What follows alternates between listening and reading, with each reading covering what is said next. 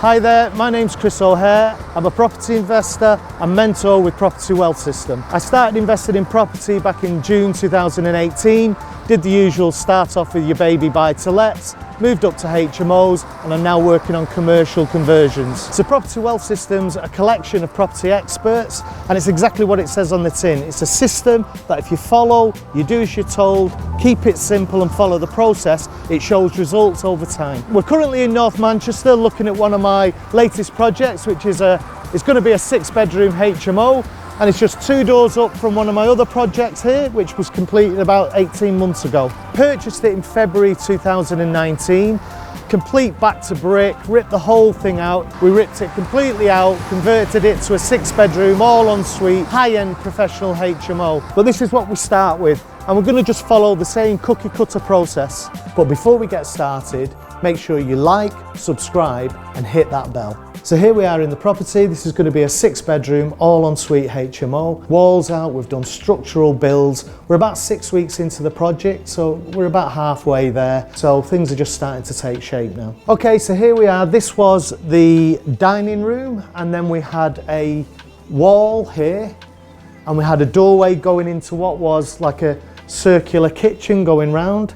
So we took this wall out, and this wall was about this thick. There was actually also a chimney here which fed right the way up through the building, and in the room above you'll see where we also took the chimney out. 2 steels supported on these block pillars. In my previous property the weight of the back wall was so heavy these had to actually be steel pillars, but we got away with the blocks on this one. So here we are in the kitchen. It's going to be U-shaped. We're going to have the cooker here, worktops going all the way around, sink, dishwasher, washing machine. We'll have 2 full-size fridge freezers, full-height fridge freezers here, and we'll have a full-height larder unit here as well, giving us extra cupboard space, because you have to have a certain amount of cubic feet per tenant in a HMO. So moving away from the kitchen, it's all open plan into the communal living area. We're going to have a table and chairs here for 4 tenants. We're going to have a U-shaped sofa, which will then face up here to a large TV mounted on the wall here. And through down there you'll see we have the basement. The costs of tanking out a basement, I mean, you've got to monetize it somehow, and that would be a nice to have. It wouldn't generate any extra income. So we're going to have the boiler, the water tank and the utility meters down there, but that's really not going to be anywhere for tenants to be going down. So here we are in bedroom 2. Again, ensuite, gone for the square ensuite this time. Fitted the room better and the alcove around the chimney breast. And as you can see, we're storing all of the plaster, etc. in there. And there's Dave working hard in the corner. So this is a 3-storey, 1880s Victorian property. Let me show you the first floor. So as I've said, this is a 6-bedroom HMO, but we do have this additional space, which could have been a 7th bedroom. However, the local authority, this specific local authority, doesn't really like giving you planning permission for that 7th bed, which we'd have to apply for, because we're not allowed to do it under permitted development. So we looked at different things we could have done. It could have been a utility room, it could have been a TV, kind of lounging area. But actually, with COVID and more people working from home, we decided to make this a space that any one of the 6 rooms can hire this as an additional space where they could maybe set up a desk or work from home at like a home office. So again, just monetizing it and a little bit more adds to that bottom line. So pretty much every property I buy has the proverbial train spotting toilet. All we need is Hugh and McGregor. So on a project like this, I mean, it's really important we can do complete rewires, as you can see here. Some walls are better than others, so some we retain, but as you can see here, the lap and plaster wasn't so good, so we just took it off and we'll be reboarding that out so it's nice and solid on the completed job. One of the things with HMOs is there is so much regulation. This is a huge step up from your buy-to-let refurbs. It's complete rewire, the fire alarm system, your emergency lighting, you've got your call points. It's a whole nother degree of refurbishment. So here we are on the first floor in room 3. This is identical footprint to room 2 below, same ensuite, same size room. So on this particular property, the whole rear of the building, all of the mortar had vegetation really deeply embedded in it, so we had to grind all that out and do a complete repoint. So here we are at the back of the building. As you can see, we've got a full scaffolding wraparound on the whole rear of the building. Normally we wouldn't go this far. We might have a tower, so to do any roof works that needed. But for this one, as we mentioned before, we had to grind out all of the mortar and repoint the whole, so it just made sense to have that from, you know, right the way around. There's a few things that went on here as well. We decided so we could do a U-shaped kitchen to block up the back door there, and we'll also be removing these steps and then reinstating the paving. So I was up in London a few months ago and I got a call from the builder just as they were about to start the work, and they said the guy from the water board had been round and they have a tool that can trace underwater leaks, and they traced it to our building. So thank God that happened then and not in 6 months' time when the whole building works had been done. So anyway, they traced it and they had to dig this hole out here, and it was one of the pipes in the join, the connection there had just perished.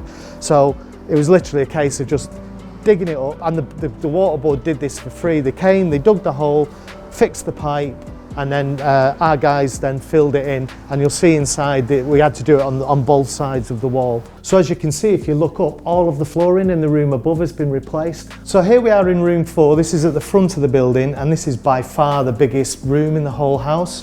It's something like 20 square meters. So what we're doing in here is, as usual, we're going to have an ensuite over there.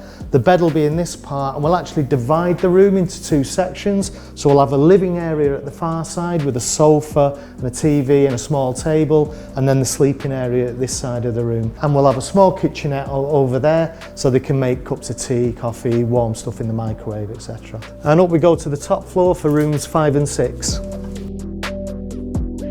Okay, so there's a bit of a story to this room. Originally looked at it and we were going to have the ensuite in the next room to create more floor space. And then we decided there was a wall here all the way down and it had supporting beams there. But we wanted to reclaim all of this floor space. So we got a structural engineer in who insisted on a supporting steel, which meant we had to actually get a steel that goes from this left side of the building right the way to the far side, so it's supported on the supporting walls. And to do that we had to take this floor out and this wall completely out, so we could feed up the beam through the window on the first floor up here and then rotate it into position. So that was an absolute nightmare. However, what it means is we've got a large room with an ensuite, and it's a really good size for the tenant. And here we are in room 6, the final room, top of the house. Again, ensuite, decent sized space. We only had this small turret window in the original layout, but we decided just to make it a nicer environment, we installed this new Velux, much brighter, and again, a better environment for the tenants to live in. So the numbers on both properties are pretty similar. The one 2 doors down I got for 149,995, and this one I got for 159,995. The difference being is now the done-up values. Probably this one will get probably another 20k more, and the refurb is actually just slightly lower. So all in, both of them leaving around 35 to 45 in the deal, with a ROI around the 35 to 38% mark. As you can see, both refurbs really substantial, so there's a meaty price tag comes along with this. However, if you're going to attract the higher rents, you've got to do those higher refurbs. So on both of them, this one will probably be around the 90 mark, and the one up 2 doors up was just slightly more than that. The fees, stamp duty, etc. came in around the 8,000 mark, and the renovation will be the high 80s, might go to 90. So the refurb on this, as we've said, a meaty price tag, so a good £90,000, but you're taking a formidable 3-floored property, you're going right back to brick, you're reinstating, your damp-proof course, you're redoing all of the woodwork, all of the carpentry, new fire doors, complete rewire, replumbing for all of the 6 en-suites. You're putting in kitchenettes, you're putting in high-spec kitchen here, because because we're going for that high tenant demand, so the 1-2 doors up has a surgeon in there, a director of sales. These are the high-end professionals. They're not your kind of retail professionals. So we're going for premium rents, and to do that you have to give a premium product. As with all properties, your done-up value is the thing that makes or breaks the deal. And I've got some really high hopes for this one, but I'd never do my numbers on the high-end expectations. There's properties going for 350 up the road. What they'll actually sell for, we don't know, because, you know, never base it on currently for sale. You want hard and fast sold comparables in your area. So I'm expecting this one to come in around the 280 mark, and that will give me, leaving in the deal then, around £30,000. The money I'll be leaving in the deal will be investor funds that I'm paying 8% for.